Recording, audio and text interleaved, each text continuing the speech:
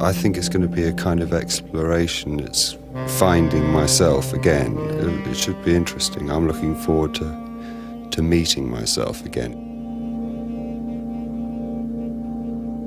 I could see that this wasn't the life for a young child, and this made me try and get myself together, you know. I mean, it was originally my motivating force.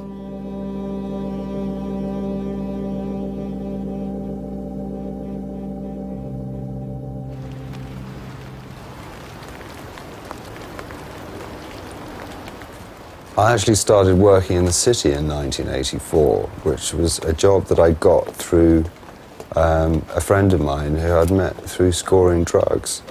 And he got me the entree into a company. And I was part of a sales team of about 15 people. There were at least about 6 or 7, maybe more. You never quite knew people who were using substances, mainly opiates or cocaine, basically to enhance their performance when they're selling on the telephone. When you pick up the phone and ringing some rich bloke who you've never met before or seen before and try and get him to send you a cheque for 10 or 50,000 quid, it's pretty difficult to do if you feel at all nervous about yourself, about your capability as a salesman. But you have a little smoke of heroin or something before you get on the telephone, and that all pales into insignificance. Rupert's addiction forced him to leave his city job. He's now unemployed and looking for work as a photographer's assistant.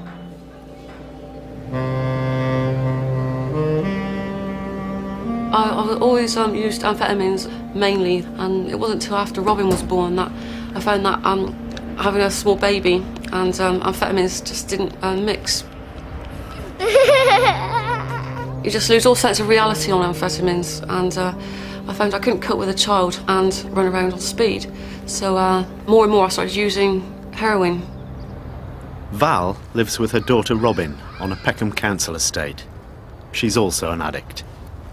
Her partner, Robin's father, died of an overdose in 1993.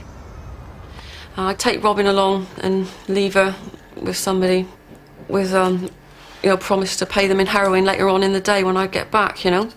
I'd get back and I'd find that she might not be at the place I'd left her, so I'd go on to, they'd say, oh, I've left her such and such person's house, so I'd go on to their house and she wouldn't be there. Oh yeah, she was here, but I've taken her somewhere else, so I might have to sort of go, there were 3 different, 3 different people's houses before I actually caught up with her. And I realised that this situation just couldn't go on. It just couldn't go on, you know. A couple of years after I'd started with this company, the guy who got me the entree, the introduction, and got me the job in the first place, died just of an overdose. I felt very sorry at that time, and I thought it had all gone a bit too far. So I went on the methadone program because I knew that I needed to have stability more than anything else. A prescription for the synthetic opiate methadone is the standard NHS treatment for heroin addicts.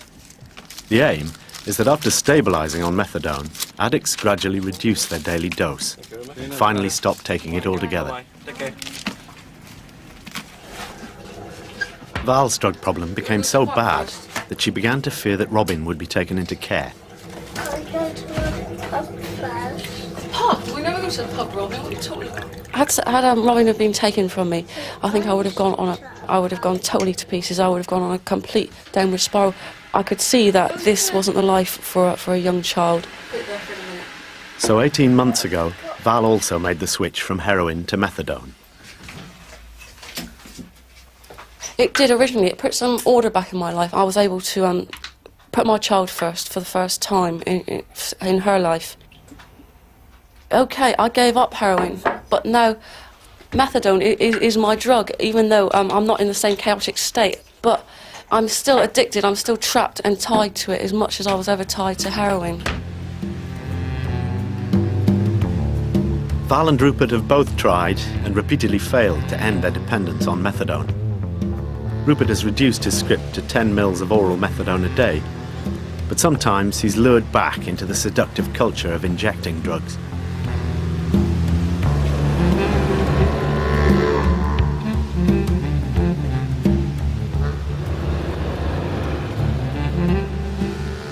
top of my 10 mils, I do score occasionally. Only it's not heroin, it's not linked to either, it's injectable methadone. I'd say basically to anyone out there who's got a problem with heroin, who's considering going on to the methadone program, to try and find another way, because you're just digging a deeper hole for yourself.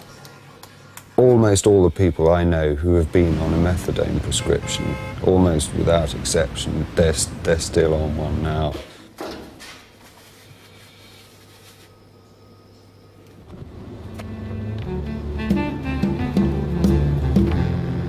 The National Health Service has little left to offer addicts like Val and Rupert in their struggle to come off methadone. But elsewhere in Europe, a radically different approach to detoxification is giving addicts fresh hope.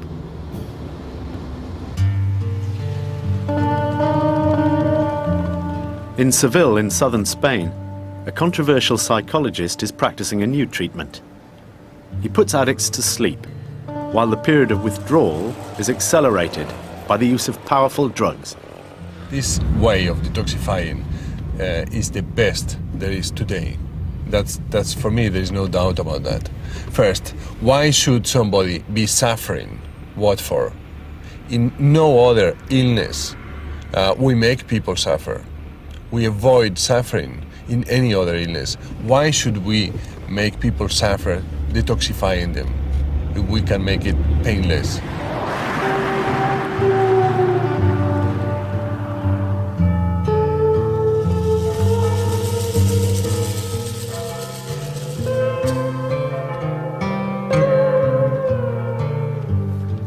The village of Tacina, some 30 miles outside Seville, used to have a serious drug problem, until the local priest asked Dr. Lagarde for help. The village square was once a no-go area for children. It was dominated by drug addicts and pushers. Now Dr. Lagarde has treated all 17 of the village's addicts and become something of a local celebrity. Al dejar la droga, el problema es que pasan muchos dolores, el síndrome de abstinencia, y con el tratamiento de la garda, pues no te enteras.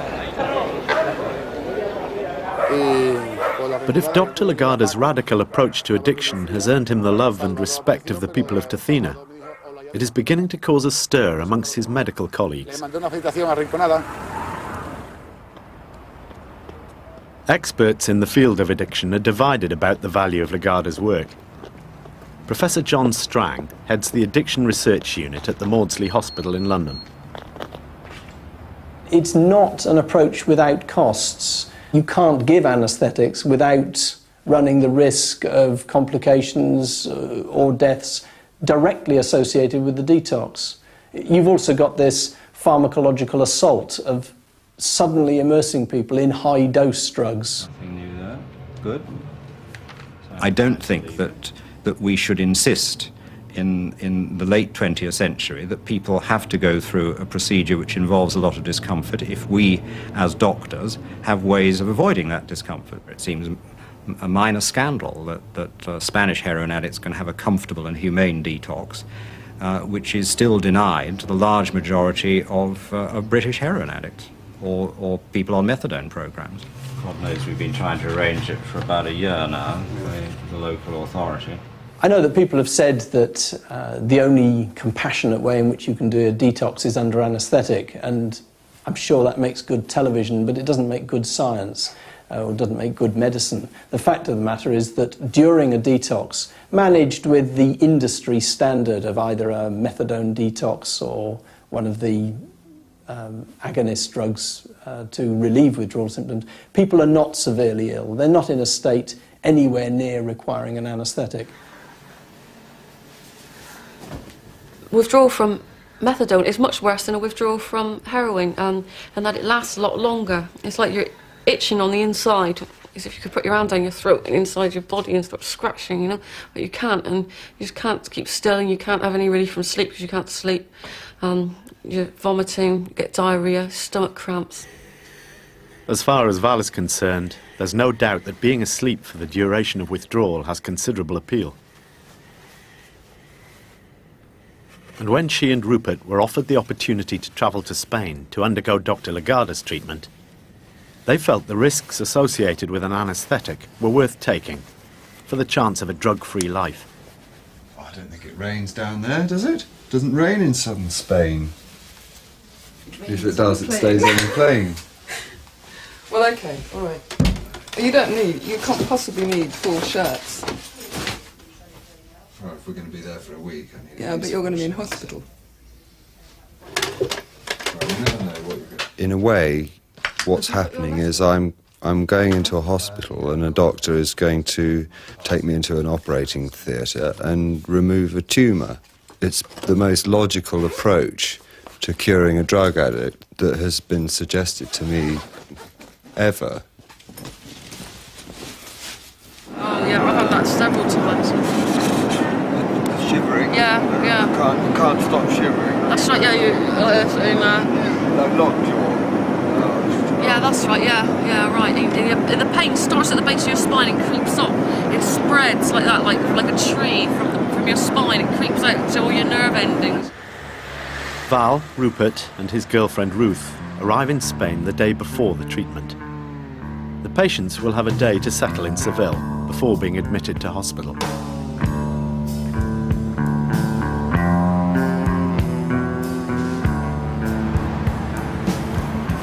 This is the first time Val has been abroad and the first time she's ever been separated from Robin. Well, tomorrow to me is going in there as an addict and coming out not an addict. When all this is over, I'd like for Robin and myself to move right out of London, to go back to the West Country and get a fresh start.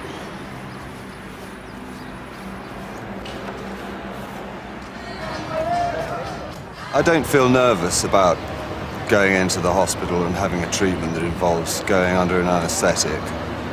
I'm looking at it with the point of view that these people are professionals and I'm handing myself over to them, and that's quite a nice feeling, really. The only thing about the treatment which doesn't appeal to me, and this is only a small point, is that I've got slight reservations about having colonic irrigation. I know it's the norm over in California, but even still, I'm English and I'm not too keen. With this particular treatment, the fact that you're asleep during the worst part of it is brilliant, and I can't wait to do it. I just want to be at the time when I wake up and I can then start to work on my recovery for real, because I'll have got the poison will have been sucked out. After this, I'm going to stop, barring any disasters, and that's going to help me a lot with work because I don't have to hide anything. The last time I worked was assisting a photographer, and I hope that I can go back to where I was before and assist again and obviously work on my own portfolio. Hello. Hello. Very well, thank you. Please help. It's been a long trip, isn't it? Yeah, it's been very nice so far. Yeah, it was very nice. Yeah. It's the first time you've been here in Spain? It is, yeah. So I'm very worried now about you. Okay. It's your life. For me, your life is very important. Yeah, okay? Yeah. Right, I hope for you, is it important, your life? Yeah, of course. Yes? Okay. When did you start using drugs in general? Well, does that include alcohol? No. Yeah. Probably I first got drunk when I was 11 and I was drinking sort of regularly, bottles of sherry and stuff from that time. When I left It school, was said that this treatment was technically impossible. Why? Because withdrawal couldn't take place in such a short period of time. When something new appears, there is a kind of reaction to it. And it's usually a negative reaction. It's a resistance. This is very well known, resistance to change. Anyway, what I was experiencing is that my patients were having a benefit, huge benefit from the treatment. People who could not give up drugs were giving up drugs. People who had been on drugs for a very long time, they were drug-free in just one day.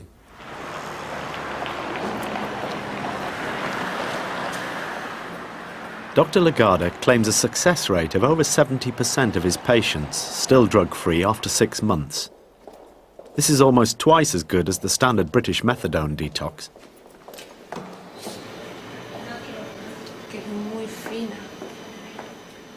But for Val, things don't get off to the best possible start. Years of injecting have destroyed most of her larger veins. This means that a routine blood test becomes a painful procedure.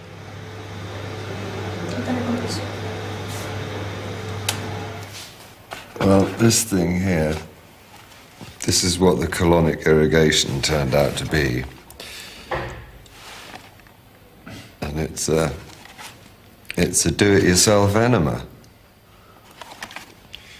I'm sure this isn't what they have in California, but I was actually given the option of having the nurse do it for me, but I drew the line at that.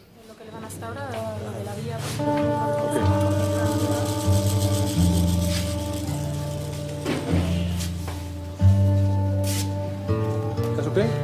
Very wonderful patient. Yes? Okay.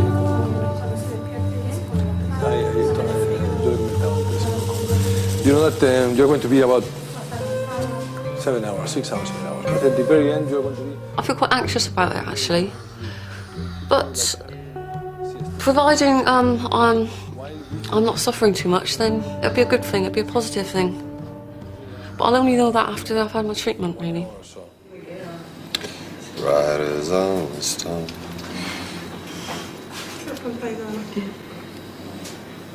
You gotta know your man. Take him while you can. The principal agent in accelerating withdrawal is the drug naltrexone.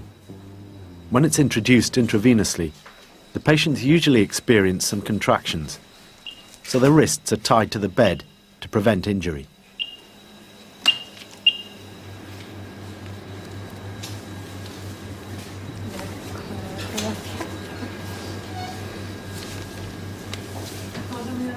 The use of anaesthesia inevitably introduces a risk of complications. A nasogastric tube minimises the risk of vomiting and asphyxiation.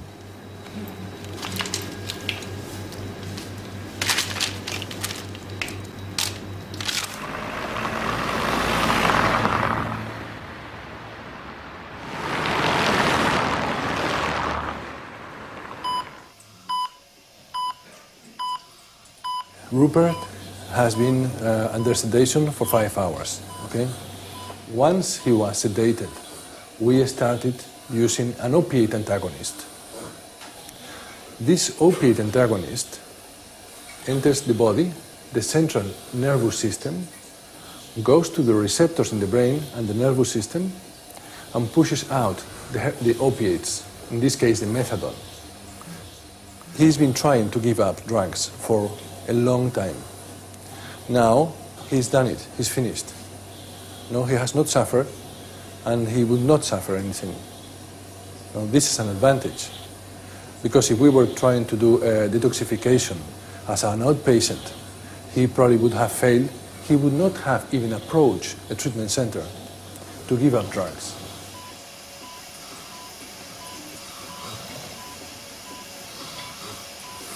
She's making some contractions, small contractions, which is not very important.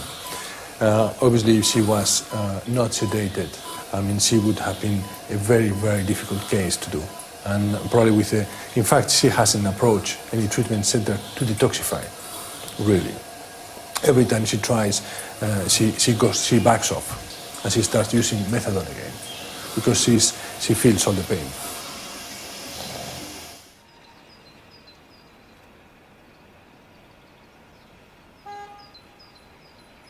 Can you switch on the light there, please? How are you? Not too bad. I've got rid of a stomach ache. Stomach ache? Yeah, I've been to the loo. Yeah? Times. But did you manage to sleep anything? Yeah, bits and pieces. Bits and pieces? Yeah, I woke up a few times. Val has had an unhappy morning, with serious vomiting and diarrhoea. Symptoms you would expect to find during a bad withdrawal. pasado la noche bien.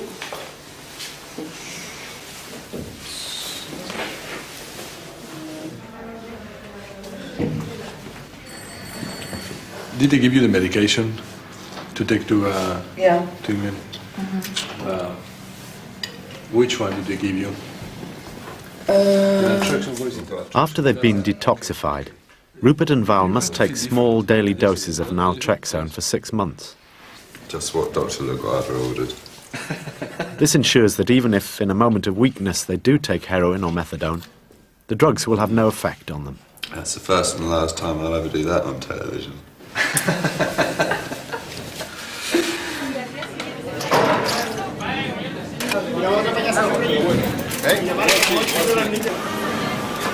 At the end of the first morning, Rupert is well enough to return to his hotel.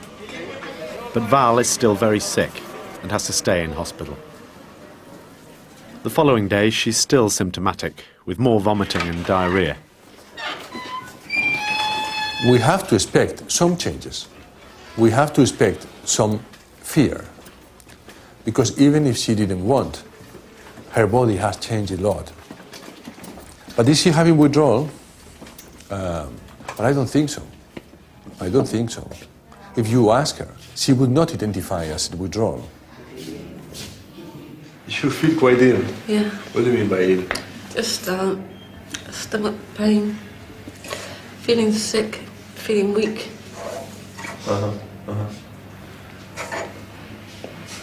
So how is that?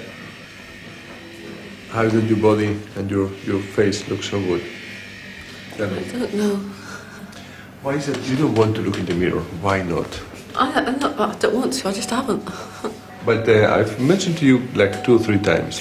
Why haven't you looked in the mirror? I don't know. I don't know, I feel too sort of woozy and sort of not quite there to answer these questions, you know? Val returns to her hotel later the same afternoon. Although she's still feeling sick, she decides to fly home the following day.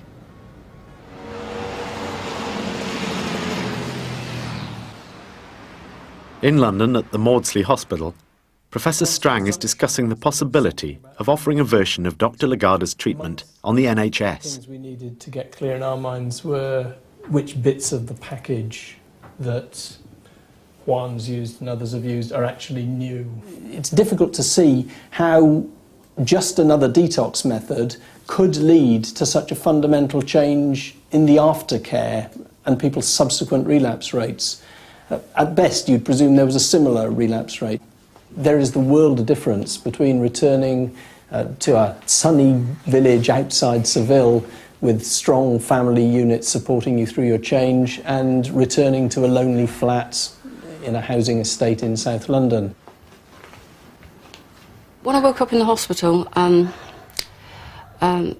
felt quite ill. I was coughing up blood and all sorts of things, and I was quite sick. Vomiting in that. The nurses there gave me some my first dose of naltrexone,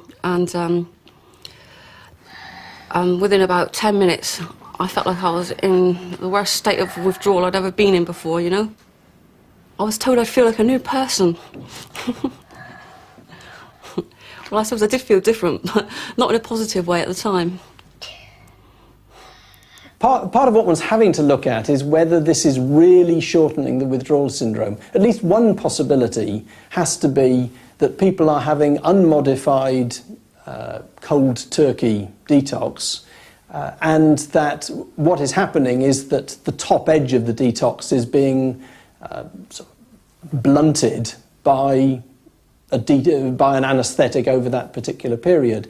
Now, that might still be well worthy of study as a different way of doing a detox, but it's less revolutionary in scientific terms. It's essentially a slightly more compassionate way of doing cold turkey. I've had about 4 years experience, 2.5, 3-ish years of assisting a studio photographer. I spent a year in a black and white darkroom.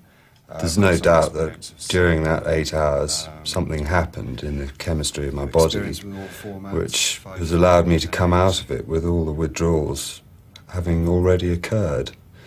You know, so in a way, it's an 8-hour detox rather than doing 6 or 7 weeks of crawling up the wall and, you know, tearing your hair out. I think running a good detoxification service is very similar to running a good family planning service. You must offer a range of techniques to suit the tastes and fears and perhaps even the pockets of patients. And offering naltrexone detoxification with general anaesthetic or heavy sedation should be part of the package, part of the menu. Not everyone will like it, but a lot of people clearly do. And not to offer it, I think, is to deny to patients who would like to detox the possibility of detoxing.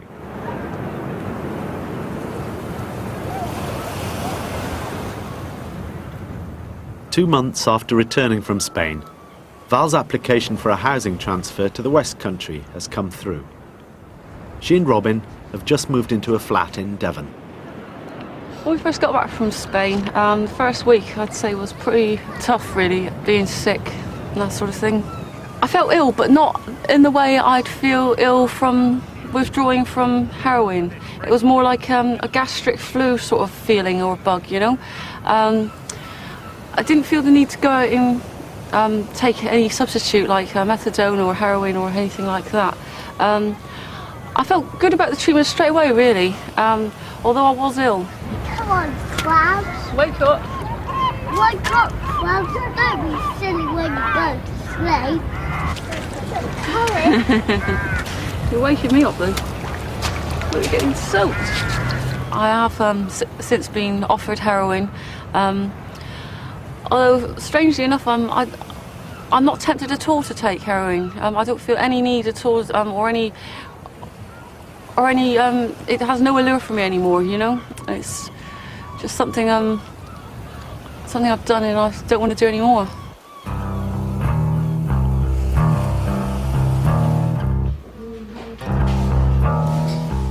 I feel 100%, you know, I feel if something really bad happened to me tomorrow that would be difficult for me to deal with, say someone getting ill or some emotional upheaval, losing someone close, I feel like I could deal with something really quite difficult tomorrow and not be at risk of having a relapse. I hope I can concentrate on the job at hand.